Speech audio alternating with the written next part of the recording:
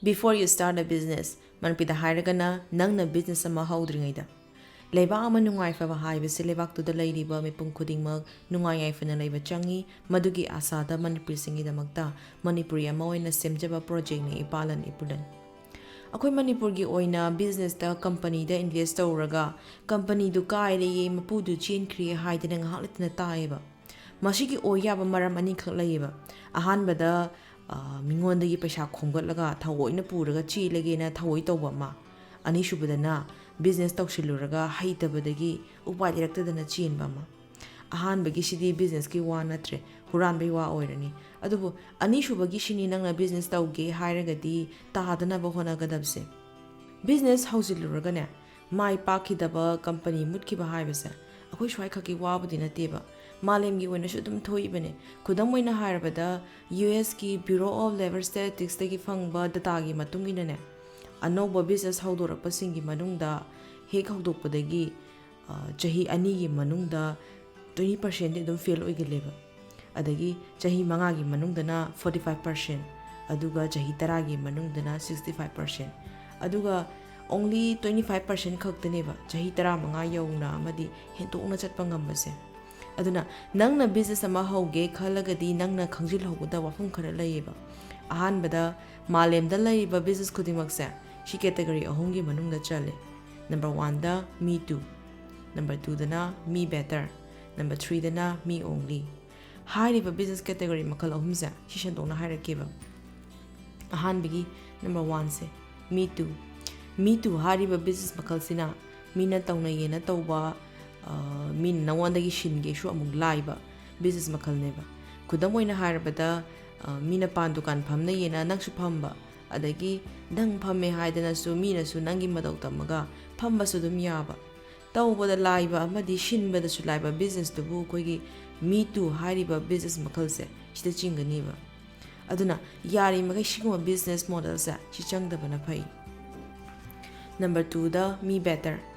better hariba business makalsina mina tawnaba business di oiraga nana khara hena fava product or service piba ngama business makal dubuneba khudam oina harabada nanga chekon tawba oire khalo mina puthokpa product tagi nana khara hena fana khara hena su hongna piba ngame khalo adu oi taragadi me better hariba business makal sida chinganiba hariba me better business makal sinane ngasagi me too haiba business makal sidagi phaba hele adubu khwaidi phabdi number 3 gi makal sineba number 3 me only hire business makal sina marketplace da nangkhak leidoine sigi makal sina mod leiba business kaweba mod haibadi MOAT haibadi thaine gi ningthau singi konungi akoibada yeknabana landarak pangandana bani haidana pukri gi type ta tawraga ising tunghallaga ising hapaga thambaduneba kudamoina hairabada akoigi kanglagi akoibada leiribado aduna modsina chawri makai yeknabana changma ngamdaba dumaina nangi business ki mod chawri makai nangi competitor na changma ngamoi dawribaniba business ki mod hairaga makal mayam lei ani ahum dang pallabada brand mod secret mod price mod brand mod harishina ne brand mod harishina nangi brand to the mayam thazabagi atopa competitor changma ngamdaba adagi secret mod haibashina Coca-Cola gumba KFC gumba recipe secret oina leiba mina shinba ngamdaba aduga price mod hairagana nangna piriba product tuna or service tuna yam hongmandana competitor changma ngamdaba shineba Hoji mod chawna leiri haina panaba company khar sum pallabadane Coca-Cola McDonald KFC Apple Google china chingba mayam sineba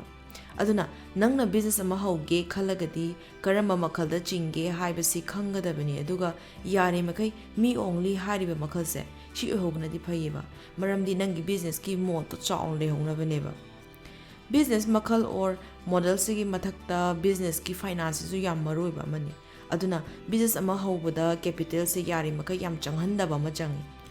yari makai mingondagi pesa pushandaba debt yari makai yauhandaba phai adubu tangai fadana debt se sinada yaradana sinare khalo adu oitaragadi yari makai interest pikpa capital source thiba ma changeba ꯊꯥꯗ 3%ꯗ 5%ꯗ ꯄꯨꯔꯒ business ꯇꯧꯔꯒꯗꯤ ꯇꯣꯡꯅꯕ ꯍꯣꯠꯅꯕꯗ profit ꯂꯩꯅꯕ ꯍꯣꯠꯅꯕꯗ ꯌꯥꯝ ꯋꯥꯅ ꯊꯣꯛꯀꯅꯤ ꯑꯗꯨꯒ ꯄ꯭ꯔꯣꯐꯤꯠ ꯂꯩꯇꯕ ꯕꯤꯖꯤꯅꯦꯁꯇꯤ ꯕꯤꯖꯤꯅꯦꯁ ꯍꯥꯏꯅꯁꯨ ꯀꯧꯗꯦ ꯍꯤꯡꯕꯁꯨ ꯉꯝꯃꯣꯏ ꯍꯣꯏ ꯅꯪ ꯑꯍꯥꯟꯕꯗ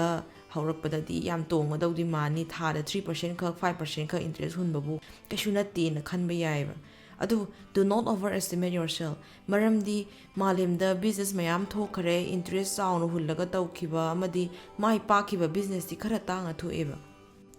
ꯃꯥꯂꯦꯝꯒꯤ ꯑꯣꯏꯅ ꯍꯧꯖꯤꯛ ꯏꯟꯇꯔꯦꯁ ꯆꯥꯎꯔꯦꯅ ꯍꯥꯏꯅꯔꯤꯁꯦ ꯁꯤ ꯆꯍꯤꯗ ꯁꯨꯞꯅꯒꯤ 10% ꯈꯛꯇꯅꯦꯕ ꯑꯇꯣꯞꯄ ꯑꯆꯧ ꯀꯝꯄꯅꯤꯁꯤꯡꯗꯤ ꯆꯍꯤꯗ 2%ꯗ 3%ꯗ ꯄꯨꯕ ꯉꯥꯛꯇꯅꯦꯕ ꯃꯁꯤꯗ ꯅꯪꯅ ꯍꯥꯏꯔꯛꯄ ꯌꯥꯏ ꯑꯩꯈꯣꯏ ꯃꯅꯤꯄꯨꯔꯗꯗꯤ ꯏꯟꯇꯔꯦꯁ ꯆꯥꯎꯗ꯭ꯔꯤ ꯃꯈꯩ ꯄꯩꯁꯥ ꯄꯨꯕ ꯐꯪꯗꯦꯅ ꯑꯗꯨꯅꯕꯨ ꯌꯥꯔꯤ ꯃꯈꯩ ꯄꯩꯁా ꯌꯥꯝ ꯆꯪꯗꯕ ꯀꯦꯄꯤꯇꯦꯜ ꯌꯥꯝ ꯆꯪꯗꯕ ꯕꯤꯖꯤꯅꯦꯁ ꯇꯧꯕ ꯐꯩ ꯍꯥꯏꯔꯤꯕꯁꯤꯅꯤ ꯑꯗꯨꯒ ꯑꯃꯅ ꯅꯪꯒꯤ ꯕꯤꯖꯤꯅꯦꯁꯇꯨꯕꯨ ꯁꯄꯣꯔꯠ ꯇꯧꯕꯤꯅꯕ ꯏꯟꯚꯦꯁ ꯇꯧꯕꯤꯅꯕ ꯃꯤ ꯊꯤꯕ ꯃꯇꯝꯗ ꯆꯦꯛꯁꯤꯟꯒꯗꯕꯅꯤ ꯃꯔꯝꯗꯤ ꯃꯤ ꯑꯇꯣꯞꯄ ꯂꯝꯒꯤ ꯁ꯭ꯇꯥꯔꯠꯑꯞꯇ ꯏꯟꯚꯦꯁ ꯇꯧꯔꯤꯕꯁꯤꯡꯁꯦ ꯁꯤ ꯑꯅꯝꯕꯅ ꯚꯦꯟꯆꯔ ꯀꯦꯄꯤꯇꯦꯂꯤꯁ ꯉꯥꯛꯇꯅꯦꯕ ꯃꯁꯤꯒꯤ ꯀꯥꯟꯅꯕꯁꯤꯅ ꯚꯦꯟꯆꯔ ꯀꯦꯄꯤꯇꯦꯂꯤꯁ ꯑꯣꯏꯔꯤꯕꯁꯤꯡꯁꯦ